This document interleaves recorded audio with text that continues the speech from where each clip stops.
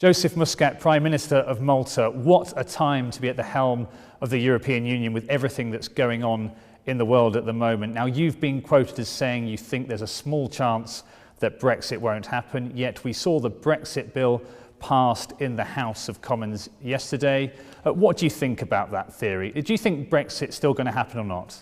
Well, maybe all those who wish the UK well and consider themselves to be friends of the United Kingdom and would like the United Kingdom to remain part of the European Union are still wishing that this is not happening. But I think that reality has hit us hard on the nose, and it is happening.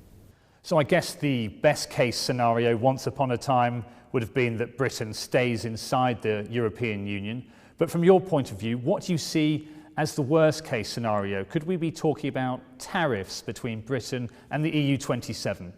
Well, I think once the British Prime Minister said in one way or another that she's ready to walk away, walking away from a deal means reverting to WTO rules. I understand that Theresa May would want to position herself in that way at the start of negotiations. I do hope that that does not happen. It would be in no one's interest, really. I believe this is already a lose-lose situation. We need to make the best out of it. The best out of it, in my books, means a fair deal, but an inferior deal. And on the issue of migration, a big issue for you at this summit, of course, according to a draft statement that we've seen, the EU is actually going to consider returning people to Libya. Why would the EU do that?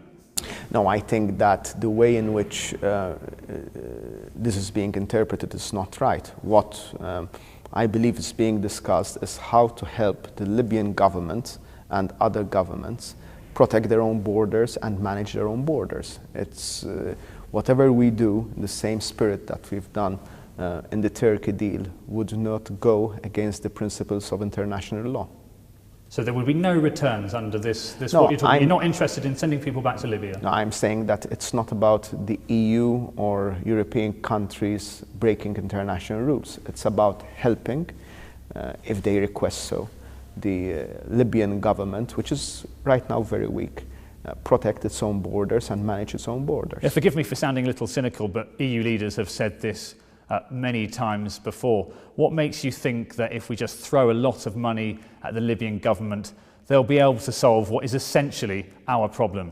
There is an issue on controlling migration, economic migration. We cannot just live in a world where people can you have two ways to get into Europe. You either apply and get your visa refused, or you can cross the sea and then you get allowed in. It's dysfunctional.